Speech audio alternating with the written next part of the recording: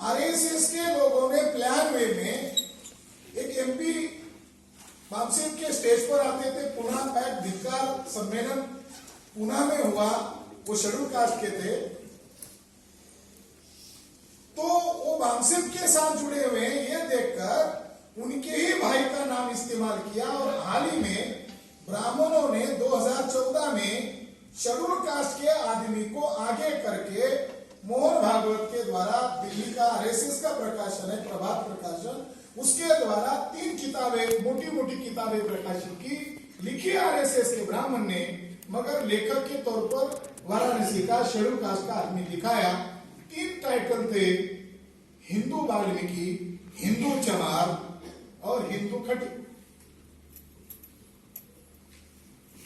वो किताब पढ़ने के बाद लगा कि ये ब्राह्मण लोग अपनी बात कहने के लिए इसका भी अता पता नहीं ढूंढते कि कोई हमें एक्सपोज कर देगा, हमारी झूठी बातों को प्रमाणों के आधार पर खारिज कर देगा।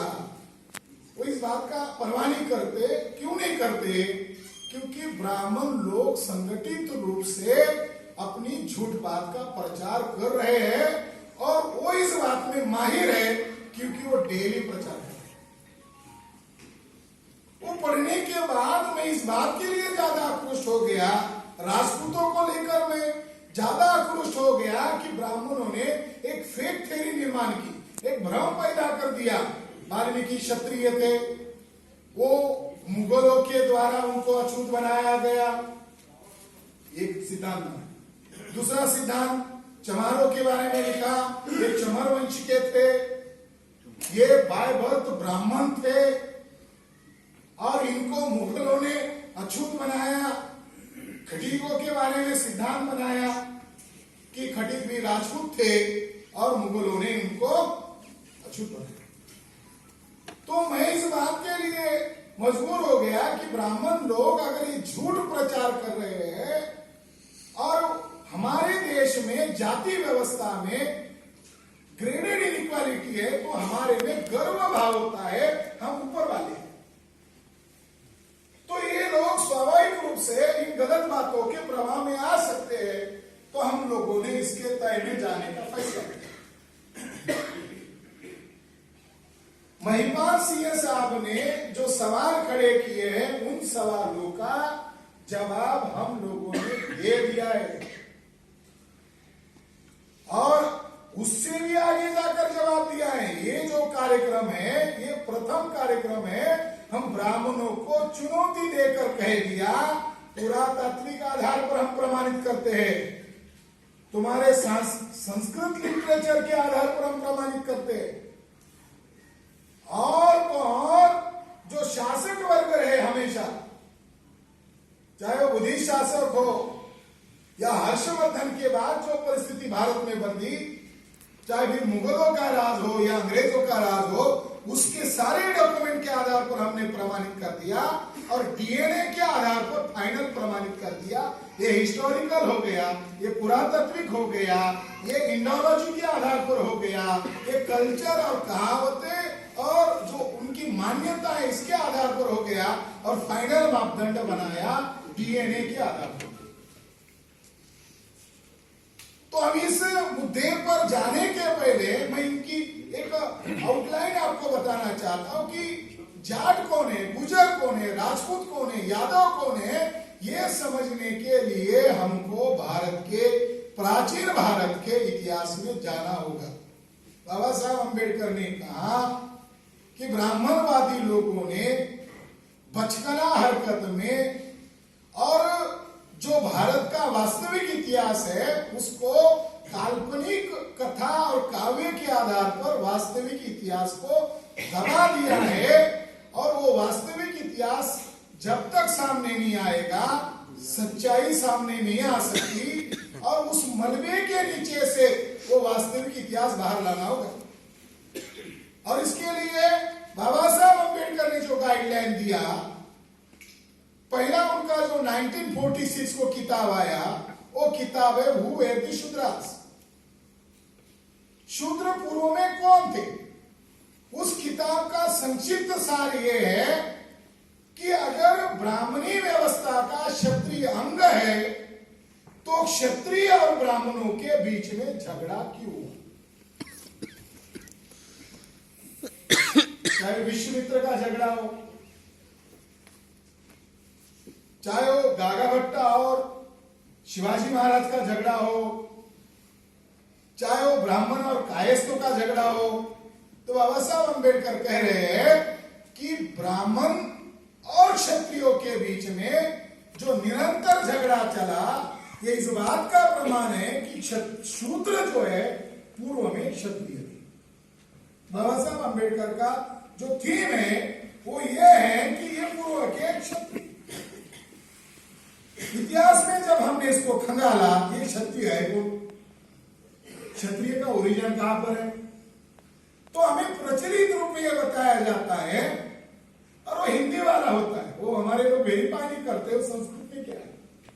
प्रचलित रूप में बताते हैं कि ब्रह्मा के मुंह से ब्राह्मण पैदा हुआ, बाहु से क्षत्रिय पैदा हुआ, कमर से वैश्य पैदा हुआ और पैर से शूद्र पैदा हुआ। ज्योतिबा फुले को भी बहुत गुस्सा आता था, तो ज्योतिबा फुले उस समय बोलते थे, आज कोई ओबीसी इतनी जरूरत नहीं करता, उस समय ज्योतिबा फुले कहते थे कि ब्रह्मा के मुंह से जब पैदा हुआ तो कोई दिख रहा था क्या आज के वर्तमान ब्राह्मण अपने मुंह से बच्चे पैदा क्यों नहीं करते? वो साइंटिफिक सवाल, ताकि ब्राह्मणों के वर्चस्व को न करें। मगर ये जो सुक्त है इसको कहते हैं पुरुष सुक्त। ये जो वर्णन किया गया है ये पुरुष सुक्त है, और ऋग्वेद का पहला ट्रांसलेशन मौखिक था। ऋग्वेद का पहला ट्रांसलेशन अंग्रेज लोगों ने इकट्ठा करके किया, उसके लिए स्कीम बनाई, उसके लिए पैसा इकट्ठा किया और ब्राह्मणों ने उसको मान्यता भी दिया। मैक्स मुल्लर के द्वारा ऋग्वेद का अनुवाद किया गया। आरएसएस के लोग भले ही बाहर बोलते हैं, ब्राह्मण आरएसएस के ब्राह्मणों की आज भी कोई किसी टीवी चैनल पर मैक्स मुल्लर के खिलाफ बोलते हुए दिखाई नहीं देता है, भले ही कब बोलते बाहर।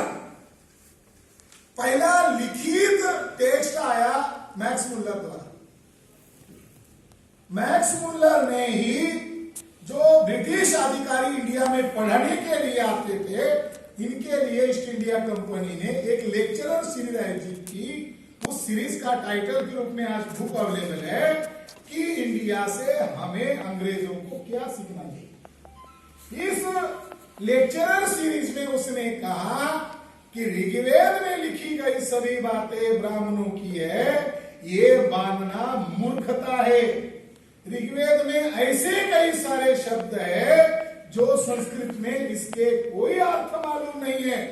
और मैक्स मुल्लर ने ही ऑन रिकॉर्ड कहा कि भारत का वास्तविक इतिहास बुद्ध धर्म से आपको पता चलता है। ब्राह्मणिकल लिटरेचर इसके लिए जमीनी हकीकत कुछ नहीं है, मगर बुद्धिज्म का लिटरेचर पूर्ण रूप से जब तक बाहर नहीं आएगा, आप ब्राह्मणिकल लिटरेचर से भारत का इतिहास नहीं जान सकते। ये बात नहीं बताती। बाबा साहब अंबेडकर का भी यही लाइन है कि जो आप दिग्भ्रमित हो रहे हो, इसका कारण है कि भारत में मापदंड क्या है इतिहास को ढूंढने का, जानने का। क्षत्रिय शब्द कहां मिलता है, हमने ढूंढ लिया। और जो भी ब्राह्मण संस्कृत स्कॉलर है उन लोगों को हमारी चुनौती, हमने लिखा है और हम चाहते हैं कि ब्राह्मण पंडित, ब्राह्मण विद्वान इसके खिलाफ लिखे, युक्तिवाद करे, हमारा खंडन मंडन करे। ये उनको चुनौती है, उनको निमंत्रण है। हमने ये तथ्य को ढूंढ लिया है। क्या ढूंढ लिया है? क्षत्रिय शब्द जो प्रचार में लाया जाता है वो झूठ है। जैसे ब्रह्मा के मुंह से ब्राह्मण पैदा हुआ, बाहु से क्षत्रिय पैदा हुआ, यह अनुवाद है। और ये कहां से लाया? पुरुष सूक्त जो ऋग्वेद के 10वें मंडल का आखिरी अध्याय में जोड़ा गया है। ये मान लो अपेंडिक्स है, ये बाद में जोड़ा गया है। मैक्स मुल्लर खुद कहते हैं और बड़े संस्कृत स्कॉलर म्यूर है, और खुद बाबा साहब अंबेडकर ने इधर उधर नहीं, बनारस में जाकर कहा 26 नवंबर 1956 में कहा, बनारस में जाकर कहा, वो भी बीएचयू के सामने कहा, बनारस हिंदू यूनिवर्सिटी के सामने, और ब्राह्मण लोग सुन रहे थे। अब उसका आयोजन वर्मा जो ओबीसी थे उन्होंने बाबा साहब अम्बेडकर की उस कार्यक्रम का नियोजन किया था, और बाबा साहब अम्बेडकर ने वहां चुनौती देकर कहा कि ब्राह्मण लोग बाहर से आए हैं, और जब उन्होंने यहाँ पर व्यवस्था पर कब्जा कर लिया तब उन्होंने पुरुष सूक्त ऋग्वेद में लास्ट में जोड़ दिया। अभी पुरुष सूक्त की व्याख्या क्या है? ये पुरुष सूक्त में ये लिखा हुआ है, ब्रह्मा के मुंह से ब्राह्मण पैदा हुआ, ब्रह्मा के बाहु से क्षत्रिय पैदा हुआ, ऐसा संस्कृत में नहीं लिखा है, बल्कि क्या लिखा है? ब्रह्मा के बाहु से राजन्य पैदा हुआ। क्षत्रिय शब्द जो है, ब्राह्मण ऋग्वेद को सबसे ज्यादा प्राचीन मानते हैं। पुरुष सूक्त सभी इतिहासकारों का एक मत है, और वर्ल्ड लेवल के स्कॉलर लोगों का, और बाबा साहब अम्बेडकर का भी ये राय है कि पुरुष सूक्त आखिर में जोड़ा गया। जो पुरुष सूक्त आखिर में जोड़ा गया है उसके अंदर क्षत्रिय शब्द नहीं है, उसके अंदर राजन्य शब्द है। और लिटरेरी फॉर्म में क्षत्रिय शब्द अगर पहली बार कहीं मिलता है तो क्षत्रिय शब्द पाली लिटरेचर में मिलता है, और उसका प्रोनाउंसिएशन है खत्तीय। क्षत्रिय नहीं, खत्तीय। बुद्ध जो शाक्य कुल से थे, तो बुद्ध खुद कहते हैं कि मैं शाक्य खत्ती हूं। और बाबा साहब अम्बेडकर को जब संविधान का जो लिखने का अवसर मिला, उसके लिए उन्होंने ब्राह्मणों से उस समय में डिबेट किया, तो बाबा साहब अम्बेडकर के ऊपर उस समय संविधान सभा में भी, और आज दिल्ली के अंदर आरएसएस के लोग देश भर में प्रचार कर रहे हैं कि ये संविधान नकल है, ये वहां से उधार लिया, ये यहां से उधार लिया। तो बाबा साहब अम्बेडकर जानते थे, तो संविधान सभा में ब्राह्मणों के मुंह पर कहा कि हमने यही वहां से उधार नहीं लिया, बल्कि ये संविधान हम हमारे पुरखों से ले रहे हैं, हम गणतांत्रिक व्यवस्था से ये ले रहे हैं। इसलिए इंडिया के कॉन्स्टिट्यूशन के प्रियम्बल में वर्ड है रिपब्लिक स्टेट। बाबा साहब अम्बेडकर ने कहा हम वहां की गणतांत्रिक व्यवस्था से ले रहे हैं। अब गणतांत्रिक व्यवस्था के लोग कौन है? खत्तीय। खत्तीय क्या होते थे? खत्तीय शब्द से खेती शब्द बना हुआ है, तो खत्तीय का मतलब किसान भी होता है। खत्तीय का दूसरा मतलब गणतांत्रिक व्यवस्था में क्या होता है? जो इलेक्टेड रिप्रेजेंटेटिव है और वो अपनी कम्युनिटी का, उनकी जो असेंबली होती है वहां वो रिप्रेजेंटेशन करता है। इसलिए शाक्यों की भी गणसभा थी, वज्जियों की भी गणसभा थी, और इंडिया में दुनिया के स्कॉलर ही नहीं, खुद बुद्ध कहते हैं कि मैंने संगठन बनाने का जो प्रेरणा लिया वो मैंने वज्जियों के गण संघ से लिया। तो बुद्ध खुद मान्यता देते हैं कि वज्जी लोग डेमोक्रेसी के जन्मदाता है। तो खत्तीय लोग हैं। खत्तीय मूल्यवासी शब्द है। अगर खत्तीय शब्द ब्राह्मणों की वर्ण व्यवस्था वाला शब्द होता तो ऋग्वेद में पुरुष सूक्त में क्षत्रिय शब्द आना चाहिए था। क्षत्रिय शब्द नहीं आया, तो इसका एक जवाब यह है कि पाली लिटरेचर ये अल्टरनेटिव हिस्ट्री है। ढूंढने का एक मापदंड है। हम लोग जैसे ये जो महिपाल सिंह जी जो वो बोल रहे हैं कि महाभारत का समय कौन सा है, अरे बोबड़े को महाभारत का समय नहीं पता है, जस्टिस बोबड़े। गोगोई को महाभारत का समय नहीं पता है। जस्टिस को जो बड़े बड़े सब न्यायाधीश रह चुके हैं, जस्टिस गोगोई ने ये बोला कि महाभारत सर न्यायाधीश सीजेआर, वो सर न्यायाधीश जो है उन्होंने ये अकल लगाई कि महाभारत इतना 1000-5000 साल पुराना है, जिसको आरएसएस के लोगों ने वहां पर साक्षीदार, एक पार्टी दोनों पार्टी की तरफ से एविडेंस के लिए साक्षीदार चाहिए, तो सुवीरा जायसवाल नामक व्यक्ति को आरएसएस ने अपॉइंट किया। वो स्कॉलर है हिस्ट्री की, एशियन हिस्ट्री की, तो उसने उसके किताब में लिखा कि महाभारत गुप्त काल में लिखा हुआ है, रामायण गुप्तोत्तर है, लिखा है। पूछूंगे उसे, महाभारत प्राचीन है महिपाल साहब, तो महाभारत के अंदर अशोक का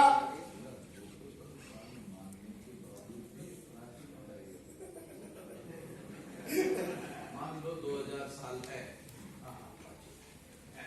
मगर 2000 साल के पहले भी है ना, बात समझने के लिए बराबर प्राचीन है।